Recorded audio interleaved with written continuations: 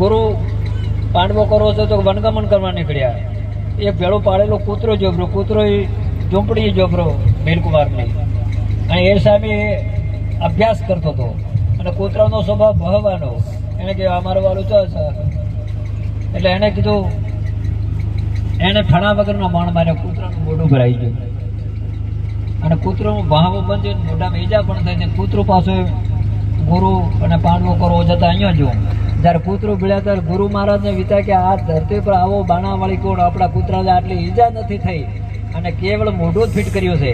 અર્જુનને અહંકાર ગળી ગયો, ગુરુને પણ સમજે કે આ કોનો શિષ્ય છે, અને સાચા હોય એની કદર પણ થાય.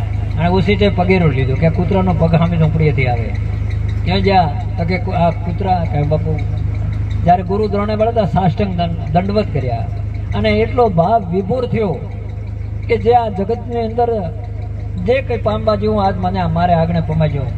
હું એમના આશ્રમમાં જોતો, પણ જે થયું તો બરાબર છે, પણ મારા માટે ગુરુ સર્વસ્વ છે. અને ગુરુ મહારાજના તરફ કે બધા એના સાધન હતો બધા છોડી દીધો. અભ્યાસ કરવાનો, માળા પૂજા સેવા સમરણ ફેંક્યા આગળ, ગુરુના ચરણમાં જઈને બેસી ગયો. કોનો શિષ્ય? ગુરુ આપનો. મારો કે હા બારો? જે પડવો કરવો તો મારો છે. હું પણ આપનો શિષ્ય છું.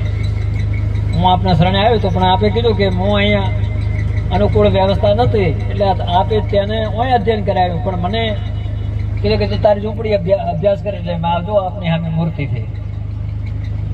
પણ ગુરુ આપ જ છો ત્યાં, અને આપની કૃપાનું જ આ ફળ છે. આ જે બચ્યું આપની કૃપા. અહીંયા પાછો વરે ગુરુએ સ્થળ કર્યું. ત્યાં ક્ષત્રિયોનો રોટલો ખાઉં છું.